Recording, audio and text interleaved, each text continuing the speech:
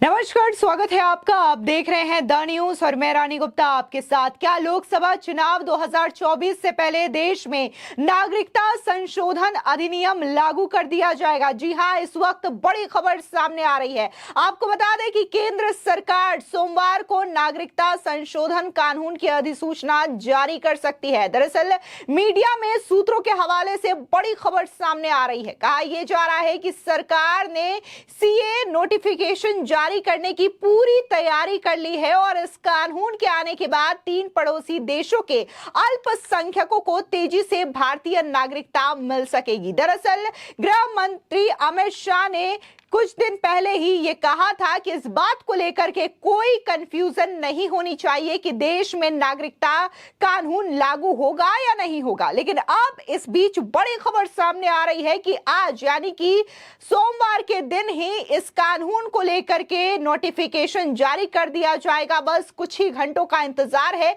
जिसके बाद शाम तक इस बारे में बड़ी खबर सामने आ सकती है कि देश में यह कानून कब से लागू होगा। बता दें कि गृह मंत्री अमित शाह ने 17 दिन पहले इस बात के संकेत दिए थे कि नागरिकता कानून लोकसभा चुनाव से पहले लागू हो सकता है। सूत्रों के हवाले से मीडिया में आई खबरों के मुताबिक सरकार नए नियमों को लागू करने पर विचार कर रही है। आपको बता दें, दरअसल मोदी सरकार ने सीए को साल 2020 में ही सदन से पारित करवा लिया था, लेकिन इसके बावजूद कई सारे लगातार विपक्ष के रवैये की वजह से ये लंबित पड़ा रहा है। लेकिन इस बीच खबर ये सामने आ रही है कि जल्द ही इसको लेकर के नोटिफिकेशन जारी हो सकता है आज शाम तक। ऐसा कहा जा रहा है कि लोकसभा चुनाव से पहले नागरिकता संशोधन अधिनियम यानी कि सीए देश भर में लागू हो जाएगा। बता दें कि गृह मंत्री अमित शाह ने 10 फरवरी को कहा था कि इस बारे में कोई कंफ्यूजन नहीं रहना चाहिए कि सीएए को लोकसभा इलेक्शन से पहले लागू किया जाए। गृह मंत्री अमित शाह ने दिल्ली में आयोजित ET now global business summit के दौरान यह घोषणा की थी। साथ ही उन्होंने कहा था कि मुस्लिमों को भड़काया गया संशोधित कानून में किसी भारतीय की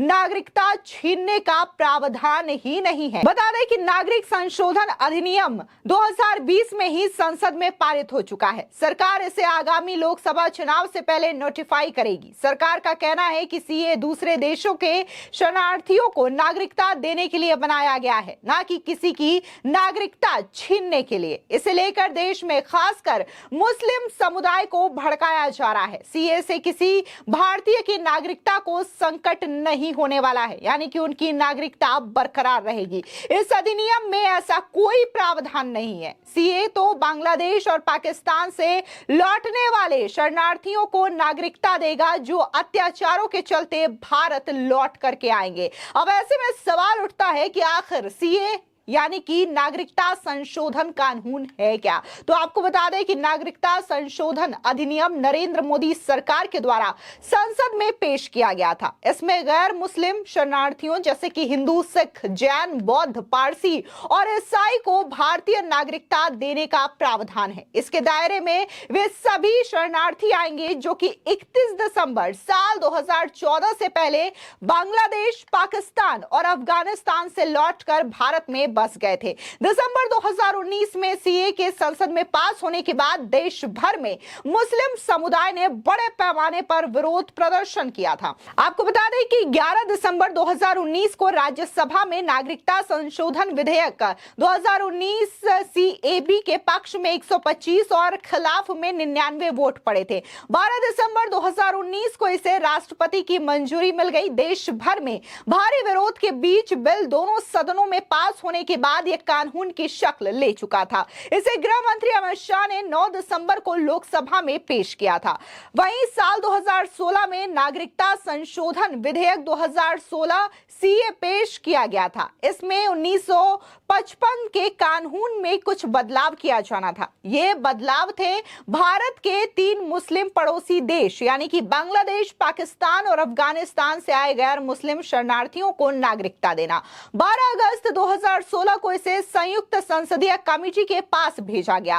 कमेटी ने 7 जनवरी 2019 को अपनी रिपोर्ट सौंपी थी। अब ऐसे में सवाल बहुत सारे हैं कि आखिर सीए के तहत नागरिकता किसे मिलेगी, किसकी नागरिकता होगी जिसे छीनी जाएगी। तो आपके जहन में जितने भी सवाल है उसके जवाब भी कुछ यूं हैं कि सीए से किसे नागरिकता मिलेगी। दरअसल सीए के तहत 31 दिसंबर 2014 से पहले पाकिस्तान, अफगानिस्तान, बांग्लादेश से धार्मिक आधार पर प्रताड़ित होकर भारत आए हिंदू, सिख, बौद्ध, जैन, पारसी और ईसाई समुदाय के लोगों को नागरिकता दी जाएगी। इन तीनों देशों के लोग ही नागरिकता के लिए आवेदन करने के योग्य होंगे। इसी के साथ ही अगला सवाल कि क्या सीए भारतीय नागरिकों को प्रभावित नहीं करेगा? तो इसका जवाब है कि भारतीय नागरिकों से इसका कोई सरोकार ही नहीं है। संविधान के तहत भारतीयों को नागरिकता का अधिकार है, सीए या फिर कोई कानून इसे छीन नहीं सकता। अब ऐसे में यह भी है कि क्या है इसके आवेदन की प्रक्रिया। तो आवेदन प्रक्रिया ऑनलाइन रहेगी। आवेदकों को बताना होगा कि वे भारत कब आए। पासपोर्ट या अन्य यात्रा दस्तावेज नहीं होंगे तब भी वो आवेदन कर पाएंगे। इसके तहत भारत में रहने की अवधि 5 साल से अधिक रखी गई है। अन्य विदेशियों के लिए ये समय अवधि 11 साल से अधिक की है। बता दें कि इन देशों के गैर कानूनी मुस्लिम इमिग्रेंट का क्या होगा। तो इसका भी जवाब है कि सीए विदेशियों को निकालने के बारे में नहीं है। इसका गैर कानूनी शरणार्थियों को निकालने से लेना देना भी नहीं है। ऐसे शरणार्थियों के लिए विदेशी अधिनियम 1946 और पासपोर्ट अधिनियम 1920 पहले से ही लागू है। दोनों कानूनों के तहत किसी भी देश या धर्म के विदेशियों का भारत में प्रवेश या निष्कासन किया जा सकता है। अब ऐसे में यह भी सवाल उठता है कि आखिर सीए को अब तक जो सरकारें रही है वो टालती क्यों रही है। तो बता दें कि बीजेपी शासित असम, त्रिपुरा में सीए को लेकर आशंकाएं रही हैं। इससे पहले विरोध भी असम में हुआ। सीए में व्यवस्था है कि जो विदेशी 24 मार्च 1971 से पहले असम आकर बस गए हैं उन्हें नागरिकता दी जाए। इसके बाद बांग्लादेश अलग देश बन गया था। इसी के साथ ही ये भी है कि क्या सीए को लेकर लोगों को क्या आशंका थी। तो आपको बता दें कि सीए को देश में एनआरसी यानी कि नेशनल सिटीजनशिप रजिस्टर बनने की सीढ़ी के तौर पर देखा गया। लोगों को आशंका थी कि विदेशी घुसपैठियां बताकर बड़ी संख्या में कहीं लोगों को बाहर न निकाल दिया जाए। पड़ोसी देश बांग्लादेश में आशंका व्यक्त की गई कि सीए के बाद एनआरसी लागू होने से बड़ी संख्या में बांग्लादेशी शरणार्थी उसके यहां पर लौट आएंगे।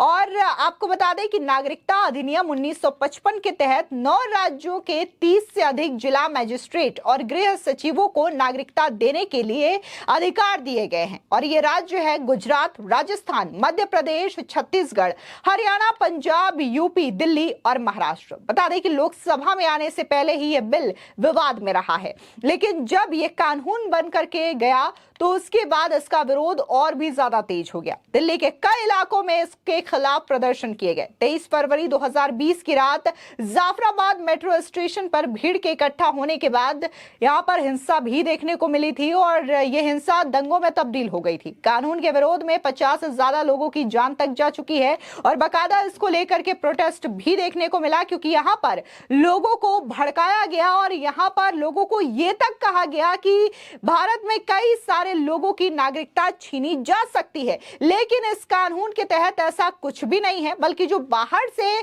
शरणार्थी आएंगे, जिन्हें प्रताड़ित किया गया है, उनको यहां पर नागरिकता दी जाएगी। यानी कि आज शाम को इस कानून को लेकर के बड़ा ऐलान हो सकता है, बड़ी खबर सामने आ सकती है। फिलहाल इस पूरे मामले को लेकर के आपकी क्या राय है, हमारे कमेंट सेक्शन में जरूर बताएं। धन्यवाद।